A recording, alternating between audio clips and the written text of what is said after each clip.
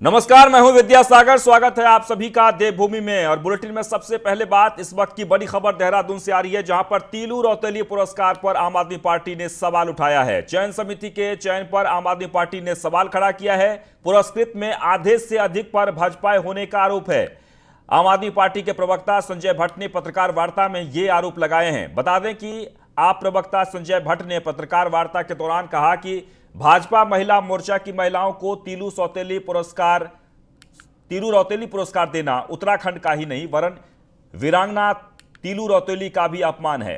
तीलू रौतेली पुरस्कार सामाजिक शिक्षा, साहित्य, वीरता, साहस, खेल, पर्यावरण आदि क्षेत्र में उत्कृष्ट काम करने वाली महिलाओं को दिया जाता है। जो 22 महिलाओं के नाम जारी कर आज जिन्हें ये पुरस्कार दिए गए हैं, उनका सीधे तौर पर राजनीतिकरण किया गया है। उत्तराखंड की वीरांगना तीलू रौतेली पुरस्कार की श्रेणी में आधी से अधिक महिलाएं भाजपा महिला मोर्चा की पदाधिकारी हैं।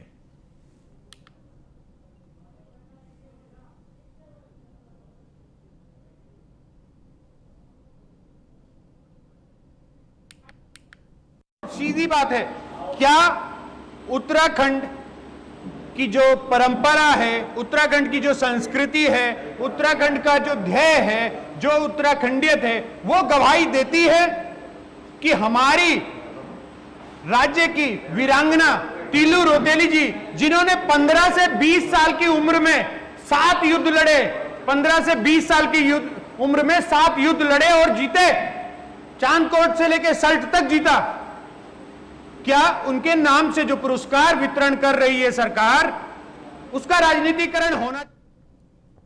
वह देहरादून में उत्तराखंड के सेवानिवृत्त और भूतपूर्व वरिष्ठ सेना अधिकारियों की मौजूदगी में राष्ट्रवाद पर अहम चर्चा का आयोजन किया गया, जहां कर्नल अजय कोठियाल को उनकी राजनीतिक पारी के लिए सभी गणमान्य सेवानिवृत्त सेना अधिकारियों ने शुभकामनाएं दी। कार्यक्रम में उपस्थित सभी भूतपूर्व वरिष्ठ सेना अधिकारियों ने एक मत से उत्तराखंड की राजनीतिक व्यवस्था को सुधारने के लिए कर्नल कोठियाल के राजनीति में आने के फैसले को सराहा और समर्थन भी किया।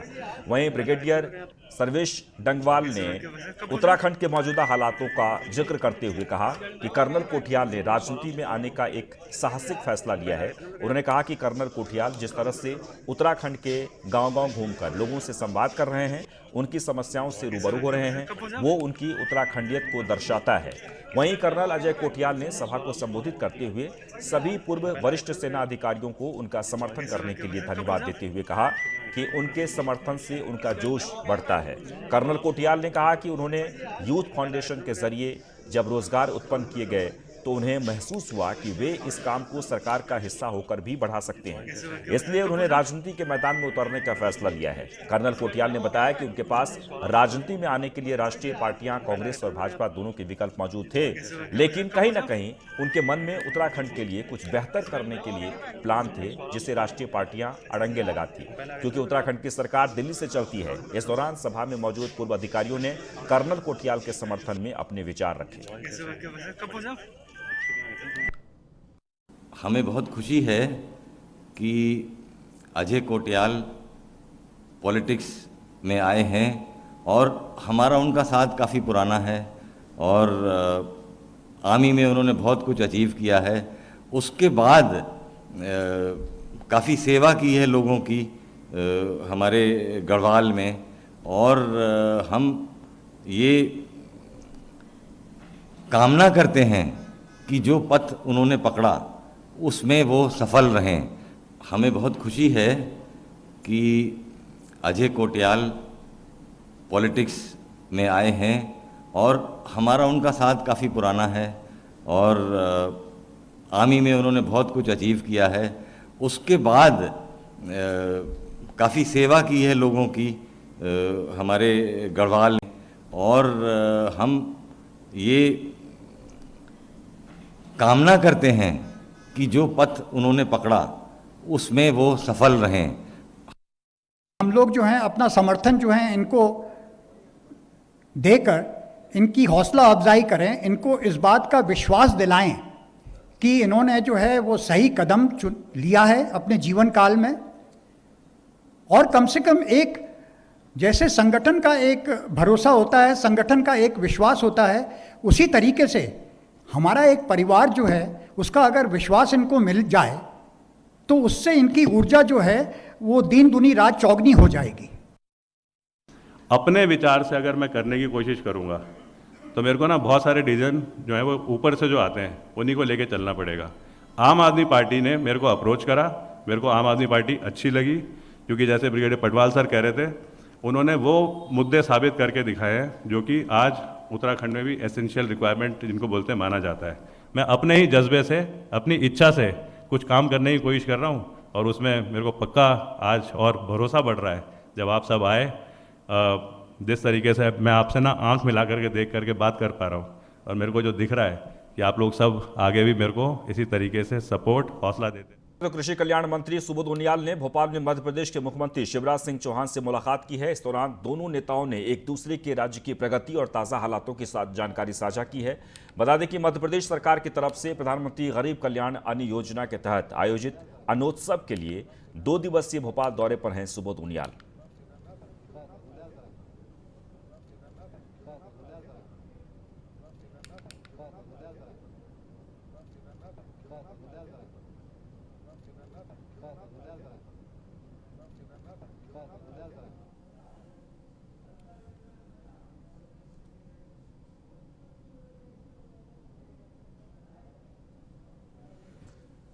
खबर देहरादून से, जहां कांग्रेस का भाजपा उत्तराखंड छोड़ो अभियान, कल से इस अभियान की शुरुआत कांग्रेस करने जा रही है। राज्य में 4 परिवर्तन यात्राएं निकालेगी।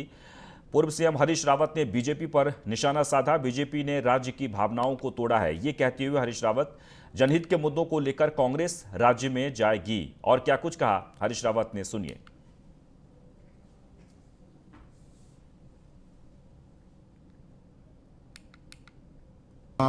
हम लोग 4 परिवर्तन यात्राएं निकाल रहे हैं। आज अध्यक्ष जी ने भी कुछ कहा है उस पर, तो हम 4 यात्राएं निकाल रहे हैं। उन यात्राओं के माध्यम से हम अपने सकारात्मक एजेंडे को भी सामने लाएंगे। हमने 3 दिन के मंथन शिविर में जो 21 बिंदु 21 जो छांटे हैं, उन बिंदुओं को हम लेकर के इस समय दिल्ली के सीएम अरविंद केजरीवाल का देहरादून दौरा स्थगित हो गया है। विशेष कारणों के कारण केजरीवाल का दौरा स्थगित हुआ है। जल्द ही नए शेड्यूल की घोषणा कर दी जाएगी। आपको बता दें कि कल देहरादून आने वाले थे दिल्ली के सीएम अरविंद केजरीवाल। तो दिल्ली के सीएम अरविंद केजरीवाल जो कि देहरादून जाने वाले थे, कई कार्यक्रमों को संबोधित करने वाले थे, लेकिन फिलहाल उनका दौरा रद्द कर दिया गया है। पार्टी कार्यालय से जो जानकारी मिली है उसमें ये कि फिलहाल अरविंद केजरीवाल नहीं पहुंच रहे हैं देहरादून और जल्द ही नए शेड्यूल की घोषणा की जाएगी। वहीं राष्ट्रीय महामंत्री और बीजेपी प्रभारी दुष्यंत गौतम पहली बार नैनीताल पहुंचे, जहां भवाली नैनीताल मंडल के पदाधिकारियों और कार्यकर्ताओं ने उनका जोरदार स्वागत किया। दुष्यंत गौतम ने कार्यकर्ताओं को संबोधित करते हुए कहा कि कोरोना काल में जिस तरह बीजेपी कार्यकर्ताओं ने लोगों की सेवा की है वो अतुलनीय है। बता दें कि बीजेपी प्रभारी ने यह भी कहा कि पीएम ने कोरोना काल में देश के लोगों से स्वरोजगार से जोड़ने का काम किया है। आज हमारे मुकाबले पे जो पार्टियां मुकाबले के अंदर हैं, सब भ्रष्टाचार से युक्त हैं। भ्रष्टाचार के अनेक आरोप उन पर लगा सकते हैं। मैं गौरवशाली हूं कि हमने ऐसा देश के अंदर शासन दिया, राज्य में शासन दिया है कि हम पे एक भी भ्रष्टाचार का आरोप नहीं लग सकता।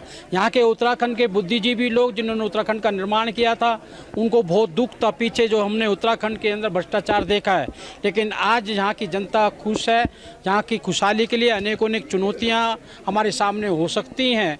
उन चुनौतियों के लिए हम संघर्ष भी करेंगे। और एक बेवसाली वहीं टोक्यो ओलंपिक में भारत को भाला फेंक में मिले गोल्ड पदक का जश्न कैबिनेट मंत्री गणेश जोशी ने नाच गाकर मनाया। मंत्री ने कहा कि एक फौजी ने देश में चल रही गोल्ड की दरकार को खत्म किया है। बता दें कि मंत्री खुद भी फौजी हैं और वो पूर्व सैनिकों के साथ इस पल का जश्न मना रहे हैं। देखिए, कई सालों का सूखा हमारे एक फौजी ने तोड़ा है, जिसने जैवलिन थ्रो में गोल्ड मेडल जीता है। उस खुशी को हम सब फौजी यहाँ पर मिलकर मना रहे हैं, क्योंकि मैं भी एक पूर्व सैनिक रहा हूँ और सारे पूर्व सैनिक यहाँ पर आ रखे हैं। हम लोगों के लिए बहुत गर्व की बात है और इससे मेरा पूरा विश्वास है कि जो सूखा नीरज चोपड़ा ने तोड़ा है, अगले ओलंपिक में हम दुगनी शक्ति से जाएंगे और अधिक से अधिक मेडल गोल्ड लेकर हम आएंगे। ये संदेश आज नीरज चोपड़ा ने वह देहरादून में चल रहे स्मार्ट सिटी कार्य को लेकर DM doctor R Rajesh Kumar सख्त नजर आ रहे हैं। डीएम ने कर्मचारियों को सीधे और साफ निर्देश दिए हैं कि स्मार्ट सिटी का काम जल्द से जल्द पूरा किया जाए। इसके साथ ही कर्मचारियों को निर्देशित किया गया है कि जिन कर्मचारियों को स्मार्ट सिटी के कार्य की जिम्मेदारी दी गई है वो लगातार फील्ड की मॉनिटरिंग करने का काम करते रहें।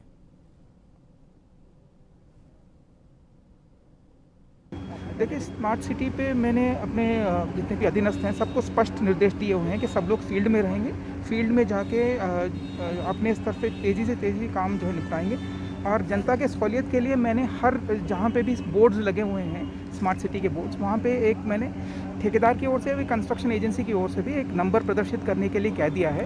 और जनता और एक कंप्लेंट रजिस्टर डायरेक्टली हर साइट पे रहेगा, तो हर साइट के लिए आपके पास नंबर्स होंगे जिसमें जनता डायरेक्टली कॉल कर सकती है और वो इश्यूज़ वहीं पे वहीं जो है सॉर्ट आउट करने की कोशिश करें।